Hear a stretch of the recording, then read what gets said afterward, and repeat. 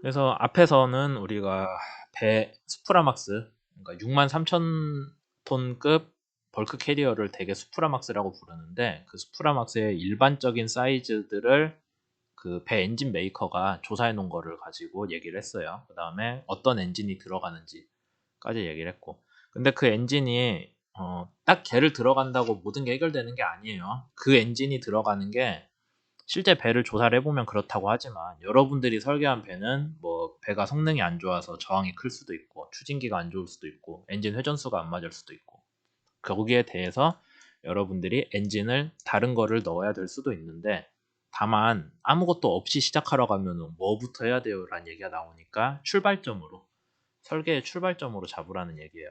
여기 있는 엔진은 설계의 출발점, 그렇게 돼 있고. 그러면 이제 또 다른 부분들에 대해서도 설계의 출발점이 같이 주어지면 좋겠죠.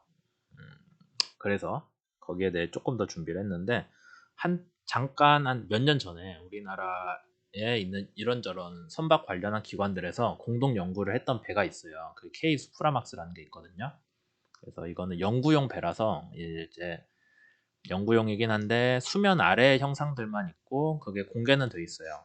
원래는 사이버 캠퍼스에 올리려고 했는데, 뭐 사이버 캠퍼스가 열렸어야 올리든 말든 하지. 그래서 보여만 드릴게요. 이 케이스 프라막스라는 배는 정확히는 저항 추진 공동 연구용으로 나왔기 때문에 실제 배 안에 배치도고 뭐고 그런 건 전혀 없어요. 배 무게중심 같은 것도 안 나와 있어요. 왜냐하면 저항 추진은 무게중심이나 보건성 문제가 아니기 때문에 저항 추진할 때는 무게중심 신경 안 씁니다. 하여튼 그래서 주어진 값들 보면은 뭐 이러이러하게 쭉 나와 있는데, 하나 좀 여러분들이 알으셔야 되는 게, 폭이 아까 우리 32점 몇 미터였잖아요. 근데 그거보다 커요. 흘수는 비슷한 것 같고, 여기서 D는 배의 높이고요. 여기서 D는 프로펠러 지름이에요. 헷갈리지 마시라고. 근데 지름은 6m네요. 그러면 아까 앞에서 최적 지름보다 비슷한 크기에 수프라막스의 최적 지름보다 좀 작죠. 그래서 지름이 좀 작기 때문에 프로펠러 회전수가 좀 높게 나왔어요. 이 배는 126rpm이잖아요. 일반적으로는 94.6rpm 아니면 98rpm이었는데, 그래서 지름이 작은 만큼 좀 회전수가 높게 가긴 했는데, 어쨌든 걔는 걔고, 전체 동력으로 놓고 보자면은 공개된 값이 전달 동력에서 우리가 제동 동력 구할 수 있어요. 저항 추진 때 배웠어요. 제동 동력은 전달 동력보다 1% 크거든요. 그러니까 엔진에서 프로펠러까지 가는 축 중에서의 손실이 한 1% 된다고 보는 거예요.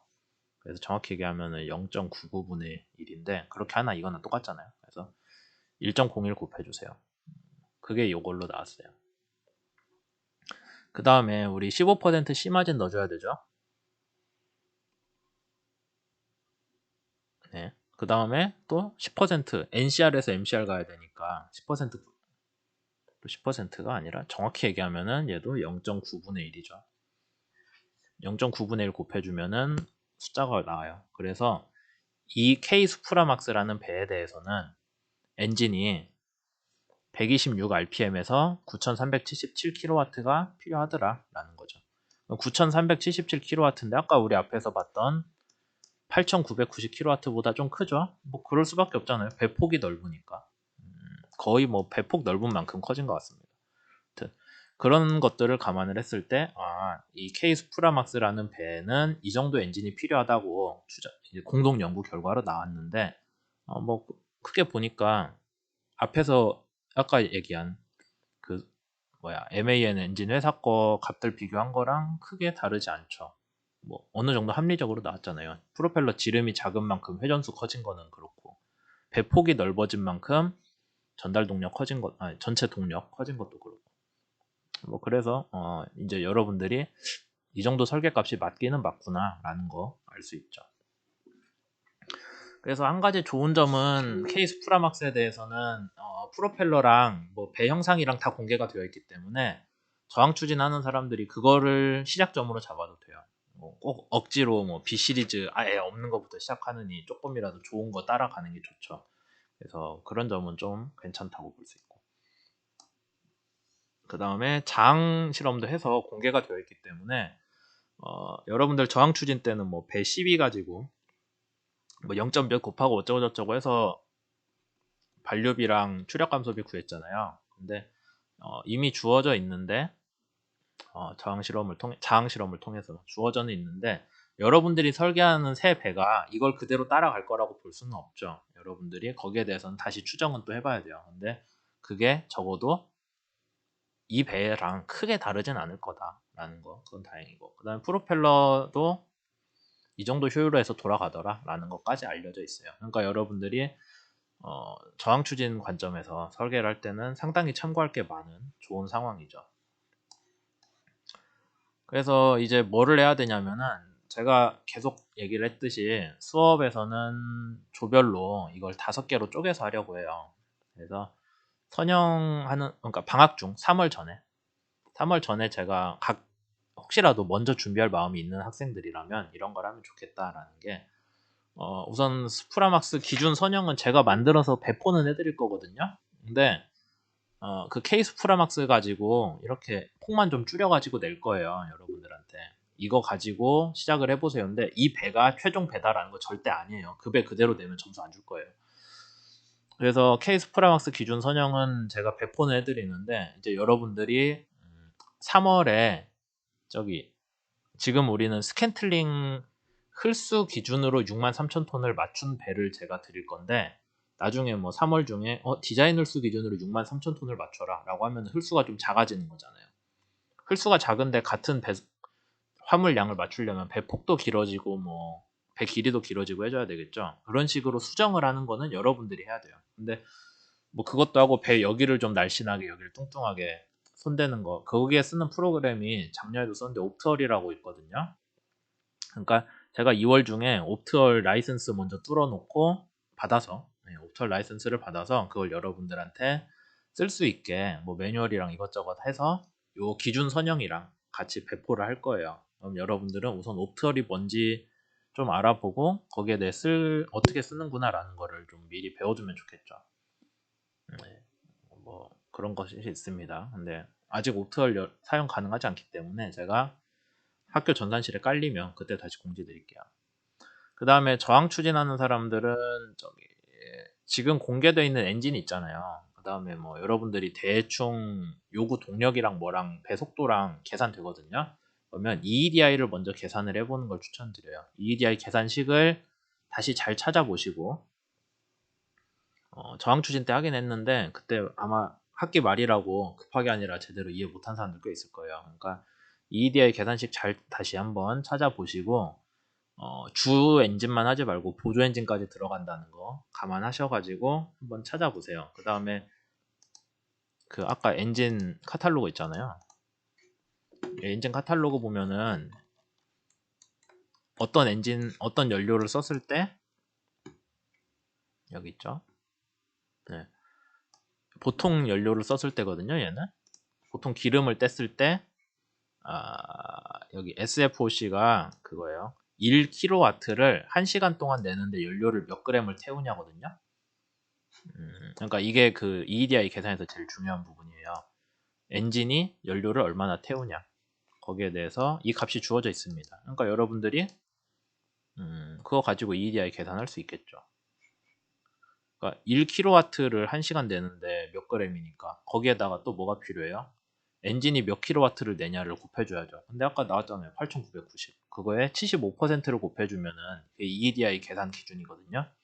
8,990 곱하기 75%하고 얘 곱해주고 뭐 거기부터 쭉 시작하면은 EEDI 계산이 가능해집니다. 그래서 그렇게 한번 먼저 계산을 해보는 걸로 추천을 드려요. 물론 수업 중에는 제가 EEDI 계산 관련해서 다시 안내를 드릴 텐데 그때 가서 듣고 하느니 미리 좀 해보면 좋잖아요. 그런 거 있습니다. 그 다음에 여기 웨이비스 프로그램이라는 거는 선박 저항 계산할 때 쓰는 거거든요. EEDI 계산이 아니라 저항만 돼요.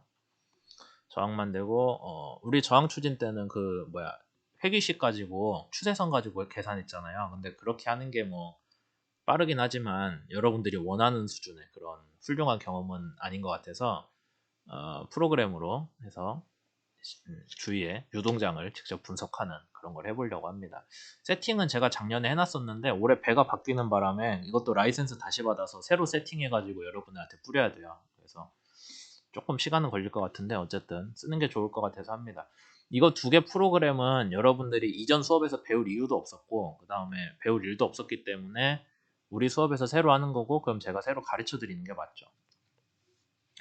그 다음 구조 관련해서는 한국 성급에 들어가서 자료들 보시면은 한국 성급 홈페이지에서 제가 찾아놨나? 여러분들이 한국 성급 홈페이지에 가시면은 여기 있네요. KR이라고 있거든요. 한국 성급에 들어가시면 규칙 및 기술 정보에 기술 규칙 열람이라고 있어요. 2020년 거 보시면은 뭐 쭉 있는데 우리가 해야 되는 게 산적 화물선, 벌크 캐리어가 산적 화물선이에요. 그래서 이게 되지. 얘를 보셔야 되고 얘를 보셔야 되거든요. 근데 우선 얘부터 보세요. 산적 화물선 공통 규칙을 하면 뭐가 쭉 나옵니다. 그러면은 뭐 물론 이걸 다 읽어갖고 하면 참 좋겠는데 이제 여러분들이 그럴 시간도 없고 그 다음에 제가 알아서 해라라고 하는 거 웃기잖아요. 그러니까 최소한 여러분들이 이게 중요하다 정도는 제가 알려드리긴 할 건데 그래도 여러분들이 수업 전에니까 먼저 좀 보셨으면 좋겠어요. 제일 중요한 게 안에 격벽 배치 같은 거, 그러니까 화물칸이 통으로 안 돼 있고 중간중간 잘라져 있어야 되거든요. 그러니까 그런 것들. 뭐 예를 들자면 우리가 200m 이상의 배니까 뭐 거기에 대한 격벽들이 어떻게 배치되어야 된다 하는 것들 그런 것들이 있고요. 구획 배치 중요하고 구조 설계는 나중에 수업 때 얘기하고 설계 하중 같은 거 이거는 이제 배가 이렇게 설계됐어요. 이 정도 크기 배면은 운항할 때 이 정도 힘을 받는다요. 그럼 그 힘에 대해서 변형량이 얼마 이하가 되게끔 배를 설계를 하면 되겠죠. 뭐 단면 모멘트를 키운다거나 관제를 두껍게 한다거나 그런 것들 거기에 대한 기본 내용들입니다. 그러니까 배에 어떤 정도 하중이 가해지는지를 여러분들이 그 배를 직접 바다에 띄우지 않더라도 계산은 할 수 있는 거예요. 이 정도 하중이 가해지겠구나라는 거. 그런 것들 있고 나머지들은 그냥 한번 쭉 보시면 되는 거라서 제가 강하게 얘기 드리는 거는 설계 하중 부분은 미리 보셔야 내가 구조 쪽을 하겠다라고 하면은 설계 하중 부분하고 선체 부재 치수 이 정도는 보셔야 돼요. 두 가지는. 네. 그 다음에 여러분들 중에 상당수가 이번 학기에 선박 구조 설계를 들을 거예요. 구조 설계 수업에서 저기 C 트러스트라는 프로그램을 쓰거든요. 그거 가지고 하시면 돼요. 이거 할 때 아마 제가 듣기로는 뭐 이것저것 다 된다는데 경화 중량도 나오나? 하여튼 선박 설계 관련한 프로그램이라서 이거 쓸 줄 아는 사람은 아니면 이 수업을 듣는 사람은 구조 설계 듣는 사람은 종합 설계에서도 구조 쪽 한다고 하면 좀 일이 편할 수 있겠죠. 예, 하여튼 이 프로그램은 제가 가르쳐 드리는 건 아니고 저기 구조 설계 수업에서 가르쳐 드릴 거예요. 그 다음 일반 배치는 딱히 어려운 프로그램은 아닌데 이제 나중에 선박 배치도를 그려야 되거든요. 저게 있나 한번 자료를 찾아봅시다.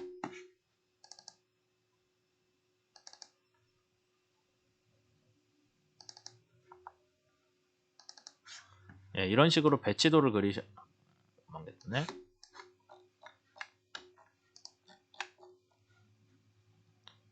네, 이런 식으로 배치도를 그리셔야 되는데 이제 추천하는 프로그램은 오토캐드긴 한데 오토캐드 말고 뭐 사실 그림 그리는 거라 PPT로 그리셔도 되고요. 뭐 여러분들이 편하신 대로 하세요. 뭐 저기 뭐야 기사 시험 준비하시는 분들 오토캐드 어차피 쓸 것 같은데 하는 김에 같이 하셔도 되고요. 뭐 그렇습니다. 그러니까 프로그램 쓰는 거나 좀 공부를 하시라라는 거죠. 일반 배치는 배가 어느 정도 나오기 전에는 손댈 게 없거든요. 그러니까 놀지 말고 뭔가 하라는 거고. 의장 계산은 사실 할 게 꽤 많거든요.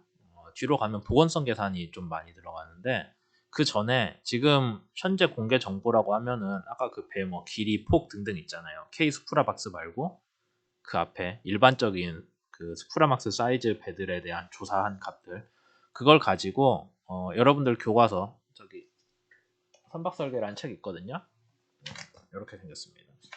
요 책에 보면은 3.4절에 경화중량 계산하는 식이 있어요. 그게 뭐 이런 배면은 뭐 철판이 몇 톤이 들어가고 뭐 안에 냉장고가 얼마고 뭐 어쩌고 저쩌고 하는 그런 무게들 재는 게 있어요. 그거 계산하는 거를 한번 보고 미리 해보면 좋습니다. 작년도 수업 영상들에 보면은 제가 유조선에 대해서 한 게 있을 거예요. 근데 유조선이라서 올해는 벌크 캐리어잖아요. 책의 벌크 캐리어 내용 보고 따라가시면 되고. 그 다음 건연 계산은 규정으로 있거든요. 그래서 또 얘도 이런 배면은 반드시 건연이 몇 미터 이상이어야 된다라는 게 있어요. 그러니까 그것도 미리 계산해 보시면 좋겠죠. 지금 이 두 가지를 왜 미리 해보라고 얘기를 드리냐면은 요거는 여러분들이 엑셀로 차트 만들 수가 있거든요. 그거 만들어 놓으면 나중에 배 치수가 바뀌면 그걸 넣으면 돼요.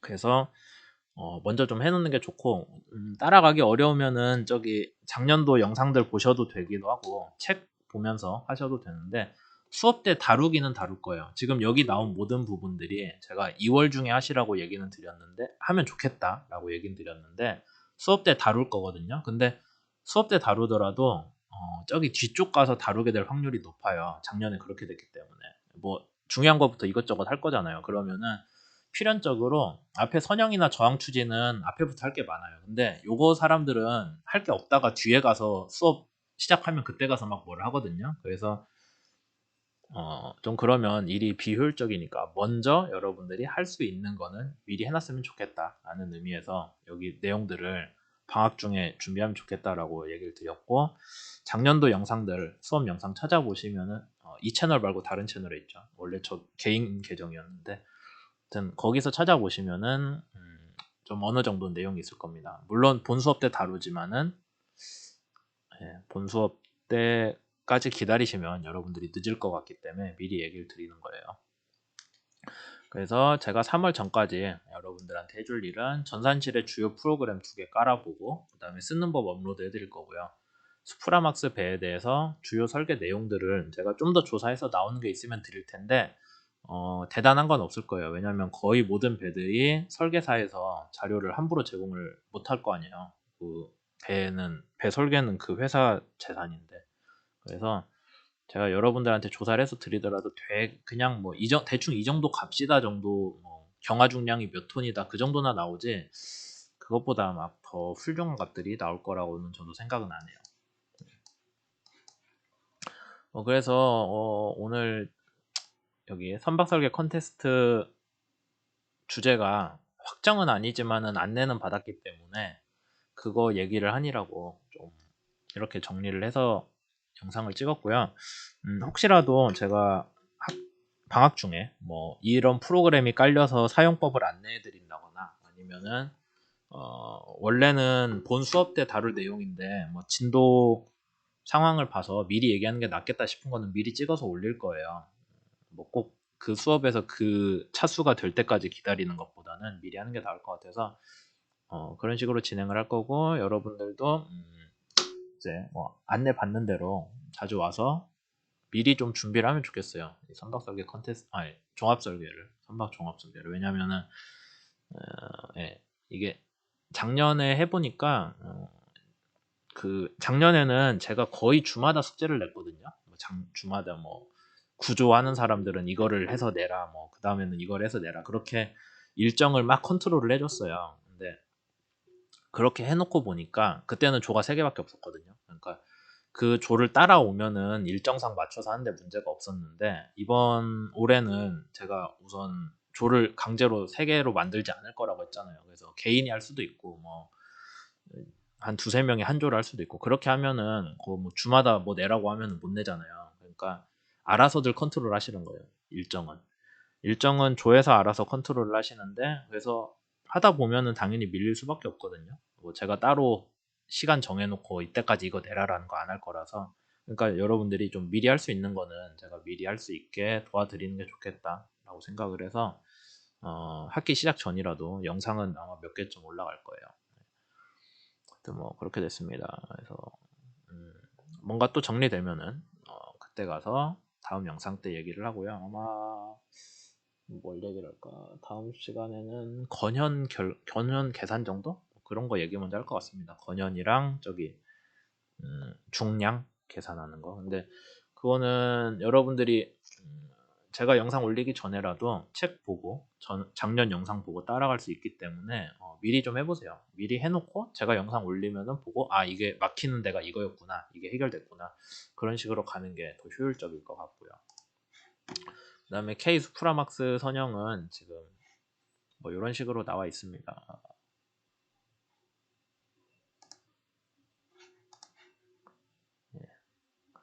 그래서 이 선형은 있는데 잘 안 뜨네.